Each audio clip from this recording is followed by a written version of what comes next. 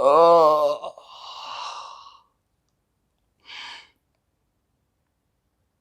अरे हाथ नीचे करो ना, देखते नहीं हमने अंगड़ाई ली हैं। चलो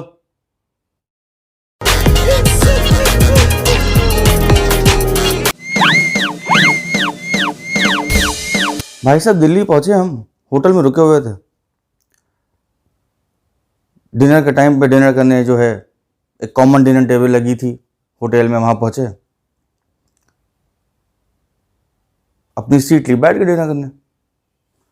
थोड़ी देर बाद देखते हैं कि हमारे बगल में एक साहब आके बैठे, एकदम सफ़ेद कलफ करा हुआ कुर्ता पैजामा, पैरों में नागरे, अब पीछे उनके 3 जो हैं चेले भी चले आ रहे हैं, आके बगल में बैठ गए।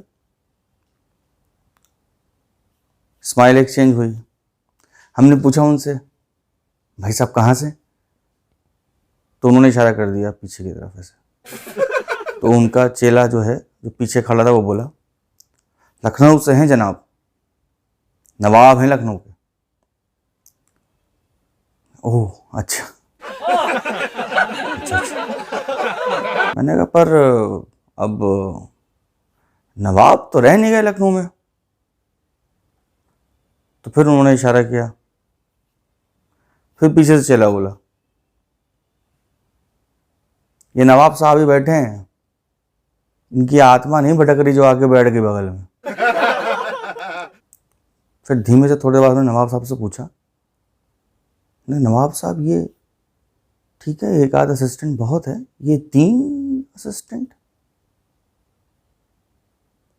हालांकि कहा हमने बहुत धीमे से, ताकि सिर्फ उनके कान तक आवाज़ जाए, पर फिर भी उन्होंने फिर इशारा कर दिया पीछे। तो पीछे इस बार तीसरा वाला बोला, एम्प्लॉयमेंट सर, एम्प्लॉयमेंट। ये भी छोटे मोटे सरकार तो हैं ही, भूल गए थे हम।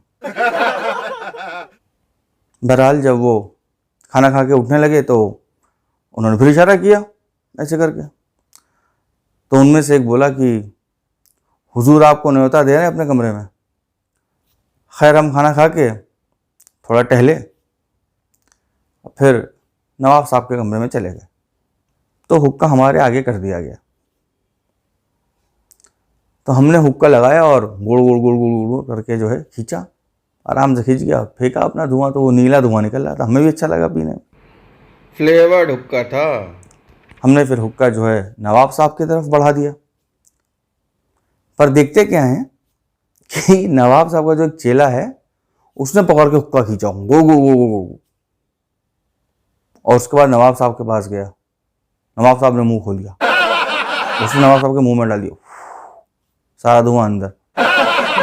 उसके बाद नवाब साहब ने छोड़ा। दिल में ये उठा, वाकई नवाब है यार, हुक्का भी खुद नहीं खींचेंगे, चेला खींच के धुआं मुंह में डालेगा तब जाके वो धुआं छोड़ेंगे। पैसिव स्मोकिंग तो बहुत बार सुनी थी, ये एक्टिव पैसिव स्मोकिंग पहली बार देख रहे थे।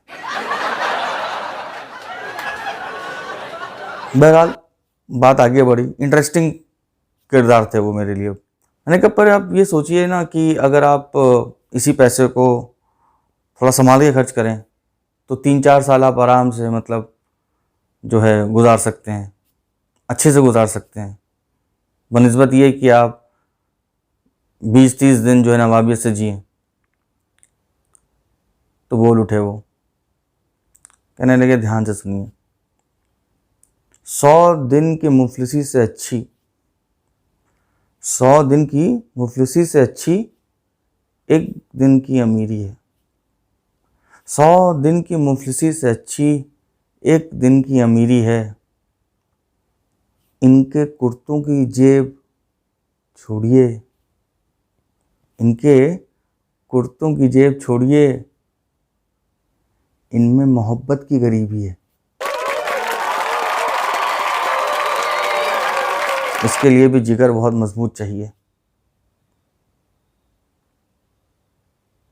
आपको जान के जो है बहुत ताज्जुब होगा, पर हमारी रियासत में आज भी कोई भूखा नहीं सोता। तो फौरन बल पड़ गया हमारी पेशानी पे। हमने कहा रियासत? हमने कहा रियासत है लखनऊ में? बोले देखिए अब तो हमारी रियासत हमारे घर तक ही सिमट के रह गई है, पर उसमें भी कोई भूखा नहीं सोता। मैंने कहा वैसे कितने लोग हैं आपके घर में? बोले हम और हमारे ये 3 शेर। तो हमने पूछा नवाब साहब से, नवाब साहब आप करते क्या हैं वैसे? तो बोले नवाब हैं। मैंने कहा हाँ वो तो ठीक है आप नवाब हैं, पर करते क्या हैं? तो हल्का सा नाराज हो गए, कहने अगर हम ही करेंगे तो बाकी लोग क्या करेंगे? हम नवाब हैं, अब बात को समझिए। हमने कहा बहरहाल छोड़िए, ये बताइए यहाँ का स्टे कैसा रहा आपका? बोले देखिए अब हमारे लायक माहौल तो रह नहीं गया है। मैंने कहा भाई क्या हो गया? बोले देखिए सुबह ही जो है हम फ्रेश होने गए और जो है इतनी तेज़ फाउंटेन ने जो है हमारी मुलायम गुलाबी तशरीफ़ पे मारा कि भाई लाल हो गई। इतनी तेज़ कहीं प्रेशर होता है पानी का? बताइए, हम नहीं बर्दाश्त कर सकते। मैंने कहा ये तो बड़े अफसोस की बात है। बोले बताइए अब, सामने से इंसान है और पीछे से बंदर हो गए। अरे नवाब साहब अरे ऐसा नहीं ठीक हो जाएगा। अरे क्या खाक ठीक हो जाएगा? ये मखमल का बिस्तर हमको तभी तो मंगवाना पड़ा वहां से, तब जाके आराम से बैठ पा रहे हैं, वरना करवट ही करवट ले रहे थे हम तो। बेचारे 2 लोगों को तो हमने सिर्फ फूकने के लिए रखा था कि हर 10 सेकंड पे एक फूंक मारनी है। उन्होंने लगातार 4 घंटे फूंक मारी, तब जाके थोड़ी ठंडक मिली हमें, नहीं तो बिला वजह परेशान हो गए थे भाई हम। अब बात सही है आपकी। मैंने कहा फिर कल कैसे करेंगे? कल का इंतज़ाम हो गया है। हमने कहा वो कैसे? कल माली को बुला लिया है। माली? नवाब साहब माली क्या करेगा इसमें? देखिए भाई साहब, माली को इसलिए बुलाया, आपने देखा माली किससे पौधों में पानी डालता है? हैं? हमने कहा हाँ वो देखा तो है हमने। कहने बस जब हम फारिग हो जाएंगे, मतलब जब हम अपना हल्के हो जाएंगे, तो उसी से पानी डाला जाएगा बस। जैसे मुलायम गुलाब के ऊपर डालते हैं ना, बस उतनी ही तेज़ उसकी धार होती है, उससे काम चलाएंगे कल। मैंने कहा वैसे आप मतलब नंबर 1 करने भी उठते हैं या फिर उसका भी कुछ आपने इंतज़ाम कर रखा है? हंसने लगे, कह रहे बड़ा वाजिब क्वेश्चन पूछा आपने भाई साहब। यहाँ का तो हम नहीं बता सकते, पर अपनी कोठी पे तो अगर बहुत तेज़ आ जाती है और हमारा मन नहीं है अगर उठने का, तो हम पीकदान मंगा लेते हैं। मैंने कहा पीकदान? पीकदान से क्या मतलब है? बोले खींच के कुल्ली कर देते हैं हम। मेरी तो आंखें चौड़ी हो गई मैं उतनी देर में। मैंने कहा और भी कोई तरीका है मतलब? बोले नहीं तो पाइप मंगा देते हैं, जिस पौधे में खाद की ज़रूरत होती है खाद पहुंच जाती है। मैंने कहा यार ये माहौल बहुत गर्म हो गया है, इतना तो हम बर्दाश्त नहीं कर पा रहे थे, पर उनको देख के लग रहा था कि वो सही बता रहे होंगे। तो नवाब साहब ने पूछा हो गया या और भी कुछ जानना चाहते हैं हमारे बारे में? मैंने कहा नहीं नवाब साहब बताइए, बड़ा अच्छा लग रहा आपके बारे में सुन के। मतलब उन्होंने जो है एक को इशारा किया, अपने कोठी पे होते हैं तो रोज़ जो है कोरमा या सालन बनता है, पनीर का या मुर्गे का, और अगर कहीं नली चूसने का वक्त आ गया तो नवाब साहब खुद नहीं चूसते हैं। फिर कैसे?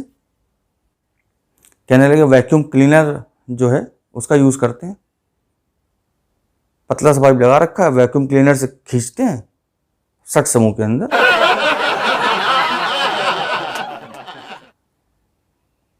तो बात होते होते नवाब साहब ने फिर इशारा किया एक चेले की तरफ, बोल उठा आपको पता है